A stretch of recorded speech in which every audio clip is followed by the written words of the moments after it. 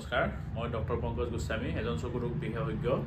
আজি আমি চকুত বাৰ্ণ ইঞ্জুৰি হ'লে কি কৰিব লাগে সেই সম্পৰ্কে কিছু কথা ক'বলৈ ওলাইছিলোঁ। যোৱাকালি মই পেচেণ্ট চাই থাকোঁতে হঠাতে এজন পেচেণ্ট আহিলে। তেওঁ ভাত ৰান্ধি থাকোঁতে চকুত তেল পৰিলে।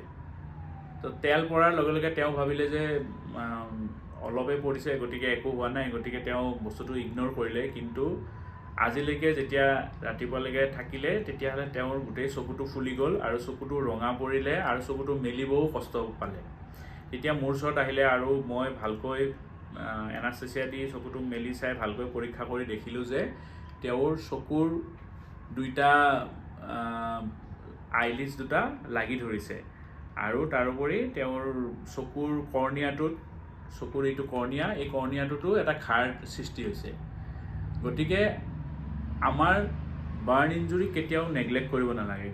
বাৰ্ণ ইঞ্জুৰি লাগিলে সৰুৱে হওক বা ডাঙৰে হওক, বাৰ্ণ ইঞ্জুৰি সদায় ভয়ানক, কাৰণ এইটো বেছিকৈ ইনফেকশ্যন হোৱাৰ চান্স থাকে।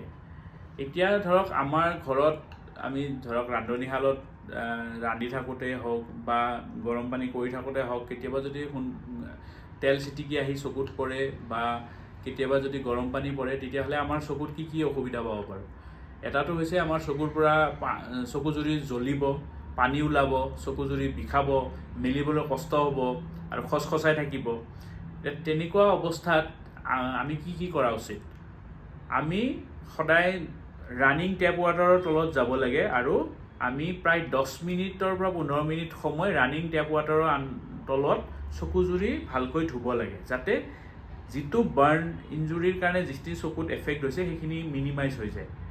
তাৰোপৰি আমি চকুজুৰিত আমি ধৰক ঘৰতে যদি বৰফ আছে, বৰফ আমি দিব পাৰোঁ। বৰফ দিলে চকুজুৰিত ঠাণ্ডা পৰিব। তাৰোপৰি ঘৰত যদি আমাৰ ধৰক লুব্ৰিকেটিং আই ড্ৰপ আগতে নিয়া থাকে, তেতিয়াহ'লে লুব্ৰিকেটিং আই ড্ৰপটো দিব পাৰে। তাৰ পিছতো যদি আপোনালোকৰ বস্তুটো ঠিক নহয় বা বিষ ফিল কৰি থাকে বা চকুটো মেলিব নোৱাৰে, তেতিয়াহ'লে এজন চকু চিকিৎসকৰ পৰামৰ্শ লোৱা উচিত, কাৰণ চকুটো ভালকৈ পৰীক্ষা কৰিলেহে গম পোৱা যাব চকুৰ ভিতৰত কি হৈছে।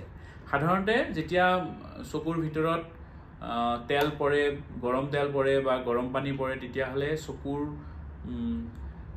যিটো কৰ্ণিয়াত যদি পৰে, তেতিয়াহ'লে কৰ্ণিয়াত এটা ঘাঁৰ সৃষ্টি হয়।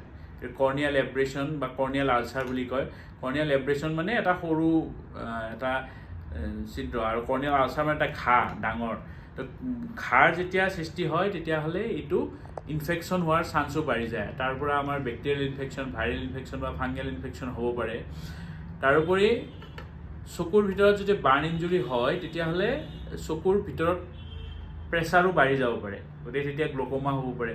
তাৰোপৰি চকুত ধৰক বাৰ্ণ ইঞ্জুৰি হৈ পেলাই যদি ভিতৰৰ ষ্ট্ৰাকচাৰবিলাক এফেক্ট কৰিছে, যেনে ধৰক আইৰিছ, চিলিয়াৰ বডি, তেতিয়াহ'লে চকুৰ ভিতৰত এইটো ইউভেটিছো হ'ব পাৰে।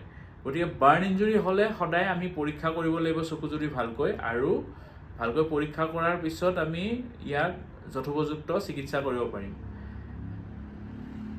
আমি চকু চিকিৎসকসকলে বাৰ্ণ ইঞ্জুৰি যেতিয়া আহে, তেতিয়াহ'লে সদায় আমি চকুটো এনাস্থেচিয়া দি ভালকৈ মেলি পেলাই তাৰ ফ্ল'ৰচেন্ট ষ্টেইন দি পেলাই চাই পেলাই কোনখিনি এৰিয়া এফেক্ট হৈছে সেইটো আমি ডিটাৰমাইন কৰোঁ, আৰু ডিগ্ৰী অফ বাৰ্ণ আমি ডিটাৰমাইন কৰোঁ। কাৰণ আমি 1st degree, 2nd degree, 3rd degree burn থাকে, সেই তাৰ ওপৰত ভিত্তি কৰি আমাৰ ট্ৰিটমেণ্টটো ডিপেণ্ড কৰে। যদি আমাৰ 1st ডিগ্ৰী বাৰ্ণ থাকে, তেতিয়াহ'লে আমি সাধাৰণতে এণ্টিবায়'টিক বা লুব্ৰিকেটিং ড্ৰপ দি পেলাই আৰু এটা অইনমেণ্ট দিওঁ। অইনমেণ্টটো এইটো কাৰণে দিয়া হয়, কাৰণ এই বাৰ্ণ ইঞ্জুৰিবিলাকত বা জুয়ে পুৰিলে এই চকুৰ পতা দুটা চকুৰ মণিটোত লাগি যাব পাৰে। সেইটোক আমি চিম্বলেফেৰন বুলি কওঁ। এই চকুৰ পতাৰটো মণিটোত যিটো লাগি ধৰাৰ যিটো প্ৰক্ৰিয়া, সেইটো আমি গুচাবৰ কাৰণে এই মলমটো চকুৰ পতা আৰু চকুটোৰ মাজত এইখিনি জেগাত দিব লাগে, আৰু এটা ধৰক আমি ইনজেকশ্যন দিয়া যিটো ভায়েল থাকে, সেই ভায়েলটোৰ সহায়ত আমি মলমটো দি পেলাই এই ফৰ্নিক্স দুটাত এনেকৈ আমি লেপি দিব লাগে, যাতে সেই দুটা আঠা লাগি নাথাকে। আৰু সেইটো এদিন কৰিলে নহয়, মাজে সময়ে আমি কৰি থাকিব লাগিব, কাৰণ এই ফৰ্নিক্স দুটা যদি আঠা লাগি যায়, তেতিয়াহ'লে মানুহজনে চকুটো মেলিবলৈ কষ্ট পাব আৰু পিছত গৈ সেইটো কমপ্লিটলি চকুটো বন্ধ হৈ যাব পাৰে। গতিকে তেনেকুৱা নহ'বৰ কাৰণে আমি সদায় বাৰ্ণ ইঞ্জুৰি কেতিয়াও মানে লাইটলি ল'ব নালাগে আৰু চকুৰ অভিজ্ঞ চকু চিকিৎসকৰ হতুৱাই ট্ৰিটমেণ্ট কৰাব লাগে আৰু ওপৰ আৰু তলৰ ফৰ্নিক্স দুটাত আমি মলমেৰে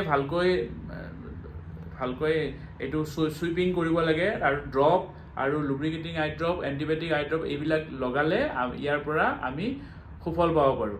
তাৰোপৰি যদি ধৰক আইলিডছ বা আৰু বিভিন্ন ওচৰৰ জেগাবিলাকত স্কিন এৰিয়াবিলাকত হৈছে তেতিয়াহ'লে স্কিন এৰিয়াতটো আমি ধৰক চিলভাৰেক্স অইণ্টমেণ্ট জাতীয় বস্তু লগাব পাৰোঁ। বাকী চকুৰ ভিতৰত আমি ডিপেণ্ড কৰিব কিমান ডিগ্ৰী বাৰ্ণ হৈছে।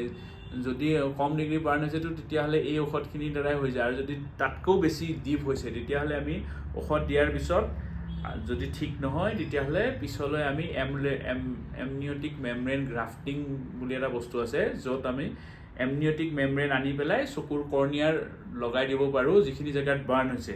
সেইটো একদম এক্সট্ৰিম কেছত কৰা হয়, যিবিলাক চিভিয়াৰ কেছ য'ত তাৰমানে কৰ্নিয়াটো একেবাৰে নষ্ট হৈ গৈছে, যাতে তেতিয়া মানে চকুটো ধৰক তেখেতে ভৱিষ্যতে দেখা পোৱাৰ চান্স কম থাকে। তেনেকুৱা অৱস্থাত আমি এমনিয়নিক মেমব্ৰেইন গ্ৰাফটিং কৰি আমাৰ চকুটো বচাব পাৰোঁ। গতিকে সদায় বাৰ্ণ ইঞ্জুৰি হ'লে কেতিয়াও অৱহেলা কৰিব নালাগে যে মোৰ চকুটো ভাল হৈ যাব, মই দেখাব নাযাওঁ। কাৰণ বাৰ্ণ ইঞ্জুৰি যদি এবাৰ যদি আপোনাৰ চকুটো এফেক্ট হয় তাক পুনৰ আগৰ অৱস্থালৈ ঘূৰাই নিয়াটো খুব টান। সেয়েহে আমি সদায় চকুত কিবা বাৰ্ণ ইঞ্জুৰি হ'লে সৰুৱে হওক বা ডাঙৰ হওক আমি কেতিয়াও নেগলেক্ট কৰিব নালাগে আৰু অভিজ্ঞ চকু চিকিৎসকৰ হতুৱাই ইয়াক ট্ৰিটমেণ্ট কৰাব লাগে। আৰু মই প্ৰথম অৱস্থাত যিখিনি